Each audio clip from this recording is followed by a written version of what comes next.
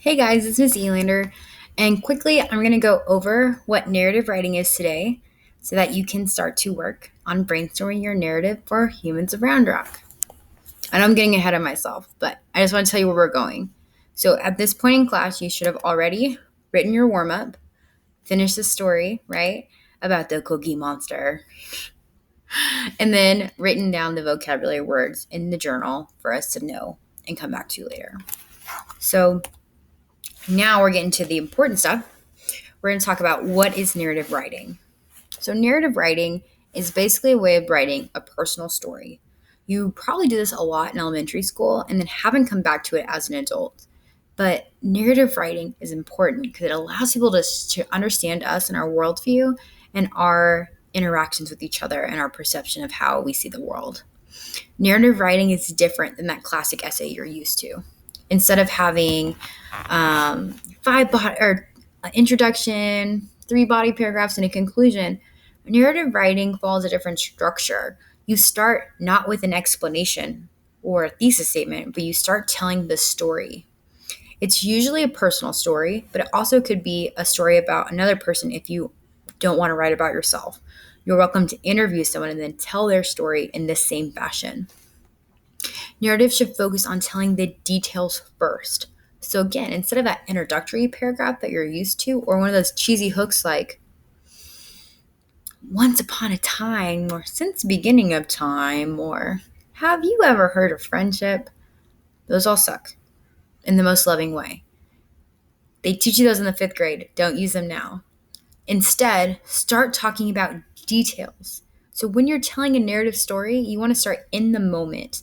So I might start with, what does it look like around me? What can I see? What color are the walls?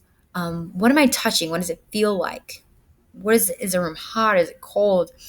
What do I smell? What do I taste? What do I hear? Adding those showing words, right? Those descriptions of your imagery will really be a great place to start in the story. Describing the setting, starting with the characterization, great place to start.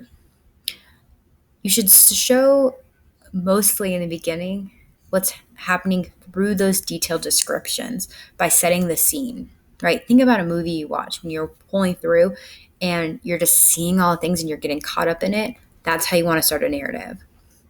Another way to do this is dialogue. We have people talking.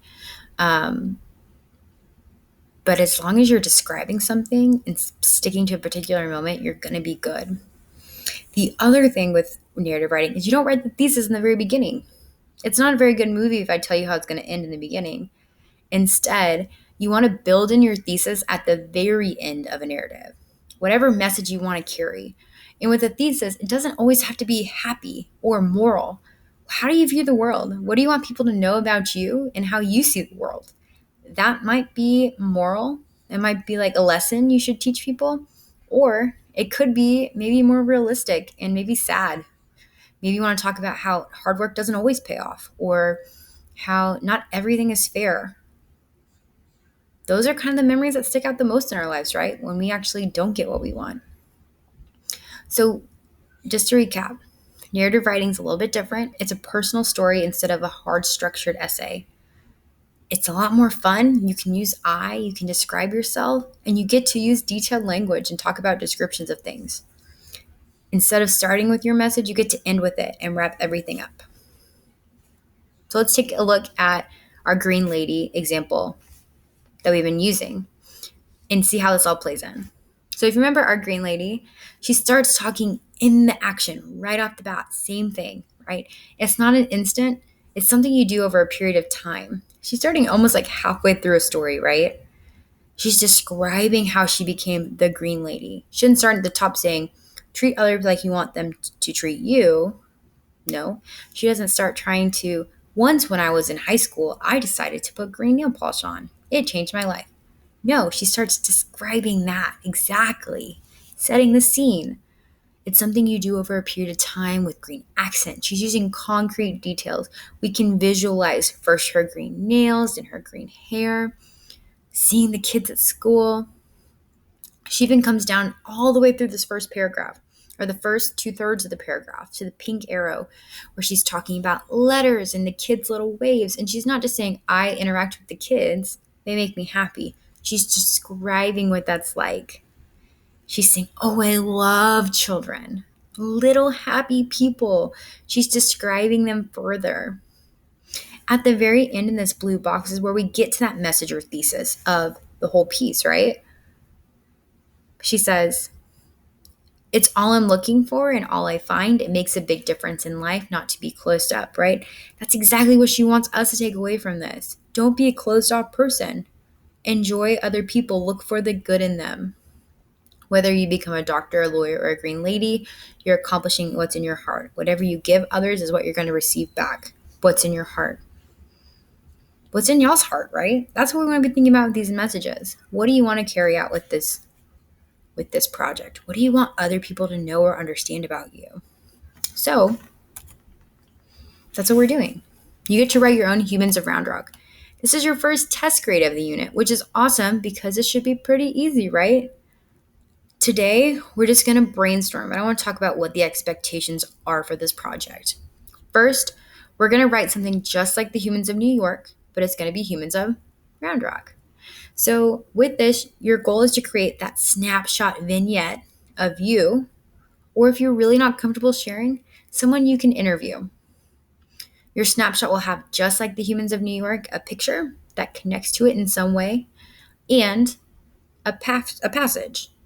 You are going to be writing a 250-word narrative about yourself or whoever you interview that's going to follow that narrative structure. It's going to have the scene, set the details, and then get into that message you want people to know.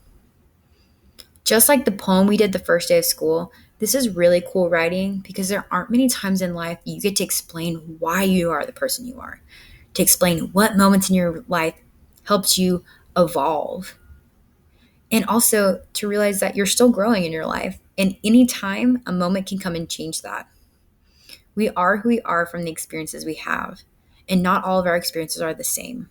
It's easy to assume that people have had the same experiences in our life, but I want you to break that apart. Tell me about your life in a way, or somebody else's life, that changed who you are as a person, or established who you are as a person, or helped you grow to discover that you're still learning. What message do you want to carry on through your life? It can be happy or it can be sad. I understand that it's sometimes easier to write sad things. I'm not going to judge you if you write something sad. However, the only stipulation is you do have some kind of message. It doesn't have to explicitly be said word for word, but it can be like the Green Lady, where we can pull the meaning very clearly from reading it. Okay, here's our time frame. So we have today in class, we're going to work on a brainstorm, and then we'll have a writing day next class to finish your rough draft. And then next Thursday, we're going to turn this in for a test grade. You have 3 full classes to work on it. Today, I want you to complete the brainstorm activity on Schoology. So this is due before next class. And all you're going to do is pick 4 interview questions, any questions you desire, and you're going to respond to them in at least 150 words. The more you write in your brainstorm, the easier it's going to be to write your final product, right? Think about the details. This shouldn't be bullet points. I want a developed paragraph. So some examples of interview questions you could use. If I could share my belief or message with another person, what would it be? Why does it matter to me? What's the hardest part of your life? How did it shape you? What's the best memory from school? What made it so special? What is one hardship you've overcome? What steps did it take? Etc., etc. So maybe you don't have a story right off the bat you want to share, or those interview questions don't stand out for you. Again, on Schoology is where you can find all this. I'll show you in a second. But on the worksheet, if you go through, there's a link to lots and lots of interview questions. These were compiled by another teacher from actual kids your age, from other students. And some of these might connect to you in an easier way. Maybe you want to talk about what in your life do you feel satisfied about? That might be really good. One on here like really stood out to me. It's like, when did you disappoint your parents? I'm sure those could be some really, really good responses. So going through this, all you're going to do is pick some, or you can even write your own if you'd want to, and then type those responses. Remember, at least 150 words. All right, where can you find all this stuff? Well, you're already halfway there because you're on Schoology right now. But before I get there, on here, I want you to see, these are all examples from other students from previous years who all were happy to share with everyone their story.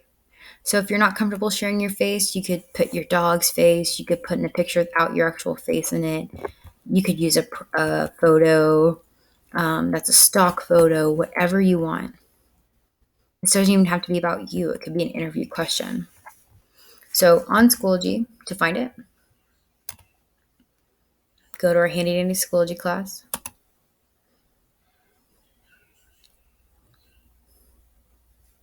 Your assignment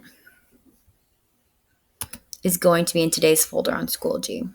So you're going to open up our Unit 1, Humans of New York, and go to the one that says 2627, and you'll have this brainstorm activity on there. If for some reason you don't have a computer today, you're probably not watching this video, but if you don't, please ask the substitute. They have copies of this you can do by hand. Just turn them into the box and you're done. Good luck. I believe in you. Please be good for the sub. I'll see y'all later. Bye, guys.